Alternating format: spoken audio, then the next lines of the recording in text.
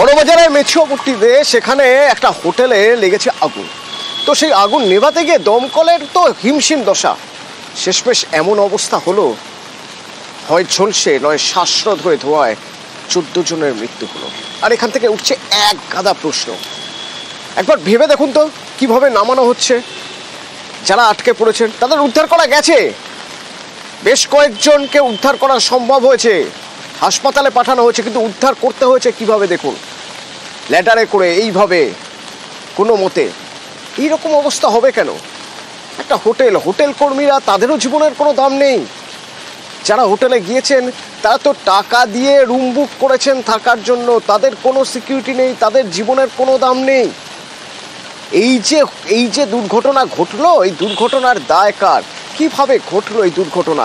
কি কি সমস্যা ছিল, কোথায় কোথায় প্রবলেম ছিল?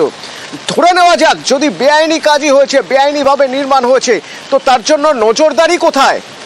কোথায় কোথায় গাফিলতি, কি কি বেআইনি কাজ হয়েছে, দায় কে নেবে? আমার সঙ্গে সুদীপ্ত রয়েছে সরাসরি। সুদীপ্ত, যে ঘটনা ঘটেছে, যারা বিবরণ দিচ্ছেন তারা শিউরে উঠছেন, বেঁচে বেরোবেন ভাবতে পারেননি তারা, এমনই অবস্থা। উপর থেকে তো ঝাঁপও দিয়েছেন একজন হোটেল কর্মী। কি অবস্থা ছিল? যে অবস্থা ছিল তার দায় কার? একদমই অতনু, শিহরিত হওয়ার মতো একটি ঘটনা। একেবারে তুমি দেখতে পাচ্ছ যে আমি যেখানে দাঁড়িয়ে রয়েছি তার ঠিক সামনেখানে সেই হোটেল, যেখানে গতকাল ঠিক রাত 8টা নাগাদ আগুন ধরে যায় এবং যে দমকলের 10টি ইঞ্জিন এসে পৌঁছায় তাদের কিন্তু একেবারে হিমশিম খেতে হয় আগুন নেভানোর জন্যে। এবং তুমি দেখতে পাচ্ছ যে প্রত্যেকটা জানলা, এই হোটেলের প্রতিটি জানলা প্রায় ভাঙা হয়েছে, অর্থাৎ যারা ভেতরে ছিলেন তারা বেরোনোর জন্যে, কি করে বেরোবেন সেই মুহূর্তে যেন এই জানলা কিন্তু ভাঙা হয়েছে, ঝলসে গিয়েছে বেশ কিছু পর্দা। আমরা কথা বলবো একজন প্রত্যক্ষদর্শীর সঙ্গে, যিনি সরাসরি যে হোটেল রয়েছে হোটেলের একেবারে সামনের দিকে তার বাড়ি, তার সঙ্গে কথা বলার চেষ্টা করব। তিনি ঠিক কি দেখেছেন আপনি? यहाँ 8 बजे यहाँ पे आग लगा, तो यहाँ पे पहले थोड़ा सा धुआं निकला, उसके बाद एक बेग मतलब बहुत सारा धुआं निकलने लगा। फिर रूम में से सब आदमी फ्लैश ऑन करके दिखाने लगा कि हेल्प करिए। हम लोग तो फिर कैसे हेल्प करेंगे बोलिए, वो तो हम लोग से थोड़ा दूर में है। फिर बहुत सारे आदमी छत पे नीचे झूले गए थे उन्हें, हाँ बहुत सब मतलब हेल्प मांगने लगे, तो हम लोग तो हेल्प करेंगे। हाँ, वो वहाँ से एक तो मतलब घुट गया, तो वो तो मर गया। बहुत बच्चे लोग मतलब हेल्प मांग रहे थे, इतना धुआं सारा हो गया, तो हम लोग क्या हेल्प करेंगे? हम लोग तो यहाँ इतना डर गए। তারাও অসহায়, তারা বুঝতে পারছেন যে হয়তো সাহায্য করা প্রয়োজন, কিন্তু সাহায্য করবেন কি করে, উপায় নেই। এমনই অবস্থা ছিল। দমকল কর্মীরা প্রথমে এসে ঘাবড়ে গিয়েছিলেন যে কি করে সাহায্য করবেন। কিন্তু সুদীপ্ত, তুমি কি কি দেখলে, কোথায় কোথায় গাফিলতি ছিল?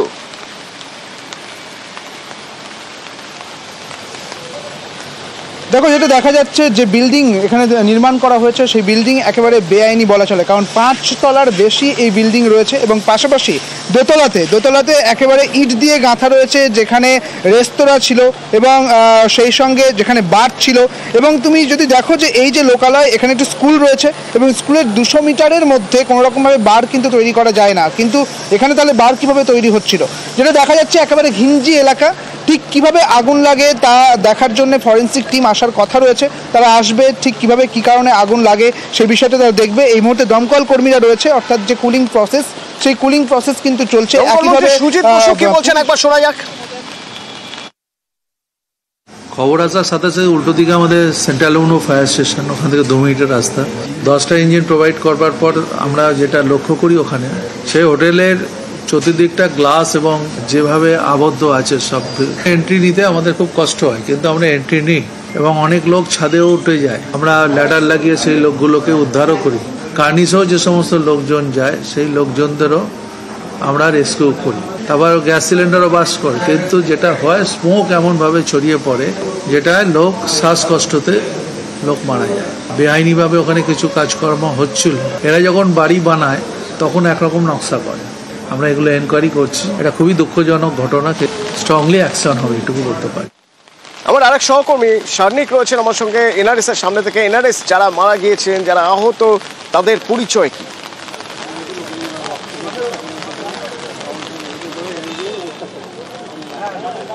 অতনু, বেশ কয়েকজনের পরিচয় এখনো পর্যন্ত জানা গিয়েছে। তার মধ্যে এনআরএস হাসপাতালের যে 5 জন রয়েছেন তার মধ্যে 4 জনের পরিচয় ইতিমধ্যেই জানা সম্ভব হয়েছে।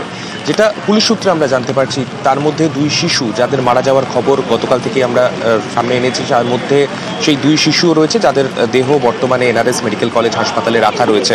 তারা দুজনেই তামিলনাড়ুর বাসিন্দা এবং তাদের পরিবারকে ইতিমধ্যেই খবর দেওয়া হয়েছে।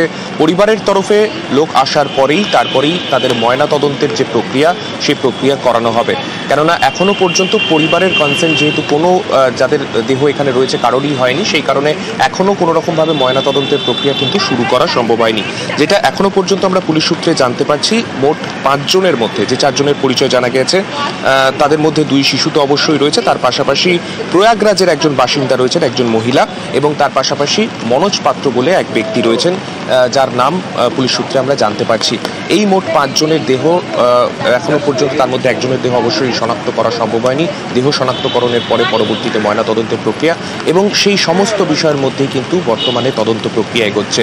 ইতিমধ্যেই কলকাতা পুলিশের সায়েন্টিফিক উইংয়ের সদস্যরা তারা এসেছেন এনআরএস মেডিকেল কলেজের মর্গে, সেখানে দেহগুলির শনাক্তকরণের যে প্রক্রিয়া সেই প্রক্রিয়ার দিকে তারাও তাদের পদক্ষেপ নিচ্ছেন এবং সেই দিকেই তারা কিন্তু বর্তমানে নজর রাখছেন। একজন গোরখপুরের বাসিন্দা যিনি এই আহত বা আহতদের এই তালিকায় যার নাম পাওয়া যাবে না, তার কারণ সে সময় তিনি চলে গিয়েছিলেন, তার ফ্যামিলি নিয়ে এসেছিলেন, এই হোটেলেই গিয়েছিলেন শপিং করতে, আর তাই এই ভয়ঙ্কর ঘটনার মুখোমুখি তাকে হতে হয়নি। क्या हुआ था जब हम रूम के अंदर नहीं थे, हम जब आए तो पता चला आग लग चुका है। कलकत्ते ही आए थे शॉपिंग के लिए। और किसके लिए शॉपिंग? शादी हो गई। हाँ, घर में शादी है। हाँ, यहाँ आए तो हलचल काफ़ी था यहाँ, और हम यहीं तक थे और होटल तक नहीं जा पाए हैं। आज अधिकारियों से हमने रिक्वेस्ट किया कि हमारा सामान जल्दी से जल्दी वापस किया जाए, क्योंकि हम लोग को बाहर जाना है। हम लोग कलकत्ते कब तक रुकेंगे? দীঘা থেকে গতকাল রাতে ফোনে খোঁজ নেন মুখ্যমন্ত্রী মমতা বন্দ্যোপাধ্যায় এবং তারপর তার নির্দেশে রাতভর ফিরহাদ হাকিম এবং কলকাতার পুলিশ কমিশনার ঘটনাস্থলে থাকেন। পরিস্থিতি মোকাবিলায় কি কি পদক্ষেপ করতে হবে তার নির্দেশ দেন মুখ্যমন্ত্রী এবং হোটেলে থাকা ভিন রাজ্যের বাসিন্দাদের সব রকম সহযোগিতা করবে প্রশাসন। এদিকে মৃতদের পরিবারকে 2 লক্ষ আর্থিক সাহায্যের ঘোষণা করেছে পিএমও এবং জখমদের 50,000 আর্থিক সাহায্যের ঘোষণা হয়েছে।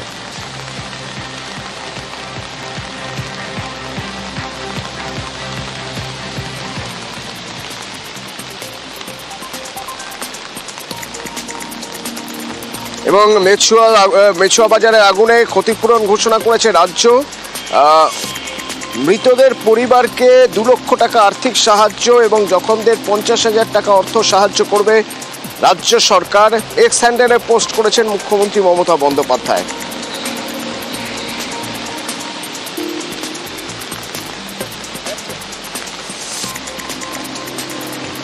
এবং পিএমও থেকেও আর্থিক সাহায্য করা হয়েছে। উদ্বেগ প্রকাশ করেছেন পিএমও।